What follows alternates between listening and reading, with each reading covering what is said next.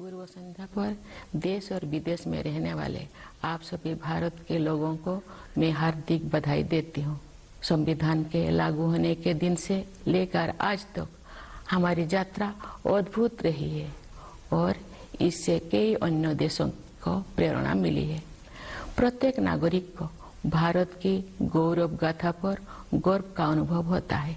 जब हम गणतंत्र दिवस मनाते हैं तो अब एक राष्ट्र के रूप में हमने मिलजुल कर जो उपलब्धियां प्राप्त की है उनका हम उत्सव मनाते हैं।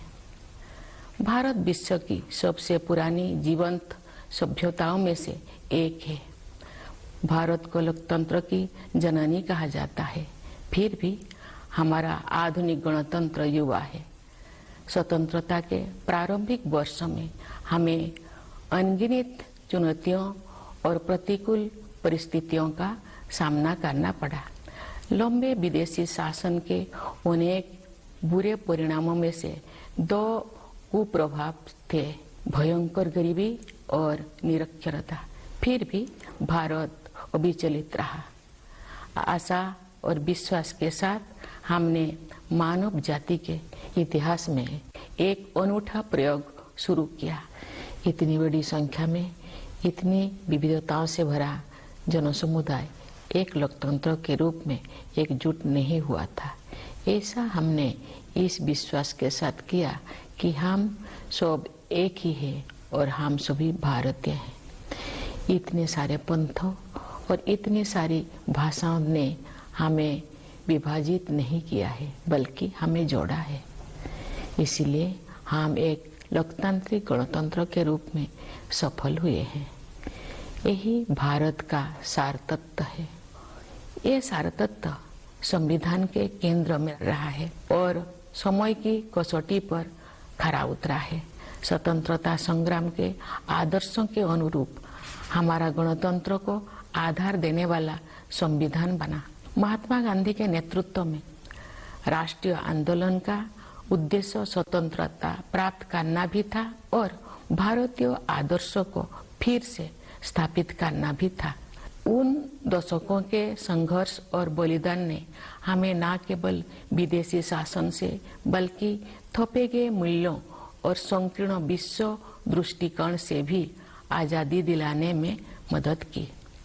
शांति, बंधुता और समानता के हमारे सदियों पुराने मूल्यों को फिर से अपनाने में क्रांतिकारियों और सुधारकों ने दूरदर्शी और आदर्शवादी विभूतियों के साथ मिलकर काम किया। जिन लोगों ने आधुनिक भारतीय चिंतन धारा को प्रवाह दिया, उन्होंने आन भद्राः प्रतवयन्तु विश्वतः, अर्थात हमारे पास सभी दिशाओं से अच्छे विचार आए कि वैदिक उपदेश के अनुसार प्रगतिशील विचारों का भी स्वागत किया। लंबे और गहन विचार मंथन के परिणाम स्वरूप हमारे संविधान की संरचना हुई। हमारा ये बुनियादी दस्तावेज दुनिया की सबसे प्राचीन जीवंत सभ्यता के मानवतावादी दर्शन के साथ साथ आधुनिक विचारों से भी प्रेरित है। हमारा देश बाबा साहेब भीमराव अंबेडकर का सदैव ऋणी रहेगा, जिन्होंने प्रारूप समिति की अध्यक्षता की और संविधान को अंतिम रूप देने में महत्वपूर्ण भूमिका निभाई। आज के दिन हमें संविधान का प्रारंभिक मसौदा तैयार करने वाले विधिवेत्ता श्री B.N. राव तथा अन्य विशेषज्ञों और अधिकारियों को भी स्मरण करना चाहिए, जिन्होंने संविधान निर्माण में सहायता की थी। हमें इस बात का गर्व है कि उस संविधान सभा के सदस्यों ने भारत के सभी क्षेत्रों और समुदायों का प्रतिनिधित्व किया। संविधान निर्माण में सभा की 15 महिला सदस्यों ने भी योगदान दिया। संविधान में निहित आदर्शों ने निरंतर हमारे गणतंत्र को राह दिखाई है। इस अवधि के दौरान भारत एक गरीब और निरक्षर राष्ट्र की स्थिति से आगे बढ़ते हुए विश्व मंच पर एक आत्मविश्वास से भरे राष्ट्र का स्थान ले चुका है। संविधान निर्माताओं की सामूहिक बुद्धिमत्ता से मिली मार्गदर्शन के बिना प्रगति संभव नहीं थी। बाबा साहेब आम्बेडकर और अन्य विभूतियों ने हमें एक मानचित्र तथा एक नैतिक आधार प्रदान किया। उस राह पर चलने की जिम्मेदारी हम सब की है। हम काफी हद तक उनकी उम्मीदों पर खरे उतरे भी हैं, लेकिन हम ये महसूस करते हैं कि गांधी जी के सर्वोदय की आदर्शों को प्राप्त करना अर्थात सभी का उत्थान किया जाना अभी बाकी है। फिर भी हमने सभी क्षेत्रों में उत्साहजनक प्रगति हासिल की है। प्यारे देशवासियों, सर्वोदय के हमारे मिशन में आर्थिक मंच पर हुई प्रगति सबसे अधिक उत्साहजनक रही है। पिछले साल भारत दुनिया की 5वीं सबसे बड़ी अर्थव्यवस्था बन गया। ये उल्लेख करना जरूरी है कि ये उपलब्धि आर्थिक अनिश्चितता से भरी वैश्विक पृष्ठभूमि में प्राप्त की गई है। वैश्विक महामारी चौथे वर्ष में प्रवेश कर चुकी है और दुनिया के अधिकांश हिस्सों में आर्थिक विकास पर इसका प्रभाव पड़ रहा है। शुरुआती दौर में कोविड-19 से भारत की अर्थव्यवस्था को भी काफी क्षति पहुंची। फिर भी सक्षम नेतृत्व और प्रभावी संघर्षशीलता के बल पर हम शीघ्र ही मंदी से बाहर आ गए और अपनी विकास यात्रा को फिर से शुरू किया। अर्थव्यवस्था के अधिकांश क्षेत्र अब महामारी के प्रभाव से बाहर आ गया है। भारत सबसे तेजी से बढ़ते हुए बड़ी अर्थव्यवस्था में से एक है और सरकार द्वारा समय पर किए गए सक्रिय प्रयासों द्वारा ही संभव हो पाया है। इस संदर्भ में आत्मनिर्भर भारत अभियान के प्रति जन सामान्यों के बीच विशेष उत्साह देखा जा रहा है। इसके अलावा विभिन्न क्षेत्रों के लिए विशेष प्रोत्साहन योजनाएं भी लागू की गई है। ये बड़े ही संतोष के विषय है कि जो लोग हाशिए पर रह गए थे उनका भी योजनाओं और कार्यक्रम में समावेश किया गया है तथा कठिनाई में उनकी मदद की गई है। मार्च 2020 में घोषित प्रधानमंत्री गरीब कल्याण अन्न योजना पर अमल करते हुए सरकार ने उस समय गरीब परिवारों के लिए खाद्य सुरक्षा सुनिश्चित की जब हमारे देशवासी कोविड-19 की महामारी के कारण अकस्मात उत्पन्न हुए आर्थिक व्यवधान का सामना कर रहे थे। इस सहायता की वजह से किसी को भी खाली पेट नहीं सोना पड़ा।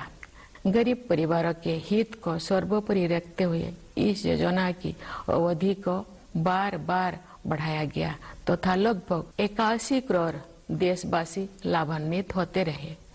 इस सहायता को आगे बढ़ाते हुए सरकार ने घोषणा की है कि वर्ष 2023 के दौरान भी लाभार्थियों को उनका मासिक राशन मुफ्त में मिलेगा। इस ऐतिहासिक कदम से सरकार ने कमजोर वर्गों को आर्थिक विकास में शामिल करने के साथ साथ उनकी देखभाल की जिम्मेदारी भी ली है।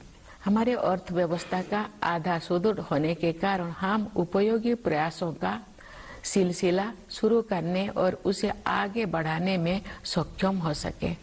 हमारा अंतिम लक्ष्य एक ऐसा वातावरण बनाना है जिससे सभी नागरिक व्यक्तिगत और सामूहिक रूप से अपनी वास्तविक क्षमताओं का पूरा उपयोग करें और उनका जीवन फले फूले। इस उद्देश्य की प्राप्ति के लिए शिक्षा ही आधारशिला तैयार करती है। इसीलिए राष्ट्रीय शिक्षा नीति में महत्वाकांक्षी परिवर्तन किए गए हैं। शिक्षा के दो प्रमुख उद्देश्य कहे जा सकते हैं।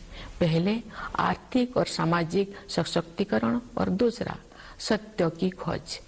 राष्ट्रीय शिक्षा नीति इन दोनों लक्ष्यों को प्राप्त करने का मार्ग प्रशस्त करती है।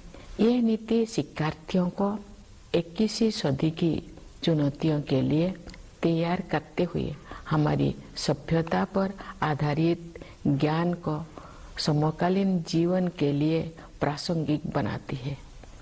इस नीति में शिक्षा प्रक्रिया को विस्तार और गहराई प्रदान करने के लिए प्रौद्योगिकी की महत्वपूर्ण भूमिका को रेखांकित किया गया है। हमें कोविड-19 के शुरुआती दौर में ये देखने को मिला कि प्रौद्योगिकी में जीवन को बदलने की संभावनाएं होती है। डिजिटल इंडिया मिशन के तहत गांव और शहर की दूरी को समाप्त करके सूचना और संचार प्रौद्योगिकी को समावेशी बनाने का प्रयास किया जा रहा है। दूर दराज के स्थानों में अधिक से अधिक लोग इंटरनेट का लाभ उठा रहे हैं।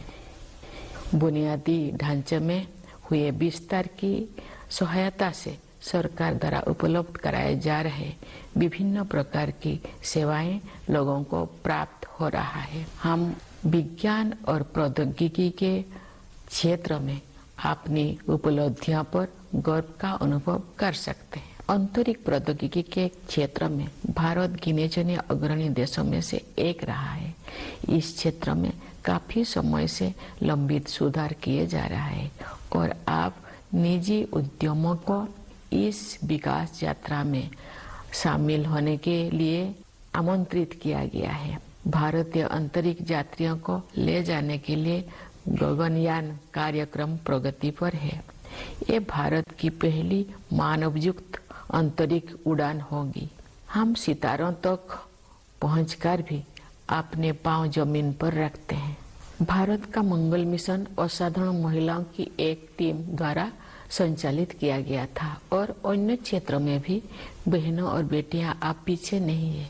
महिला सशक्तिकरण तथा महिला और पुरुष के बीच समानता आप केवल नारे नहीं रह गए हैं। हमने हाल के वर्षों में इन आदर्शों तक पहुंचने की दिशा में काफी प्रगति की है। बेटी बचाओ बेटी पढ़ाओ अभियान में लोगों की भागीदारी के बल पर हर कार्य क्षेत्र में महिलाओं का प्रतिनिधित्व बढ़ रहा है। राज्य की अपनी यात्राओं, शिक्षण संस्थानों के कार्यक्रमों और प्रोफेशनल्स के विभिन्न प्रतिनिधि मंडलों से मिलने के दौरान मैं युवतियों के आत्मविश्वास से बहुत प्रभावित होती हूँ। मेरे मन में कोई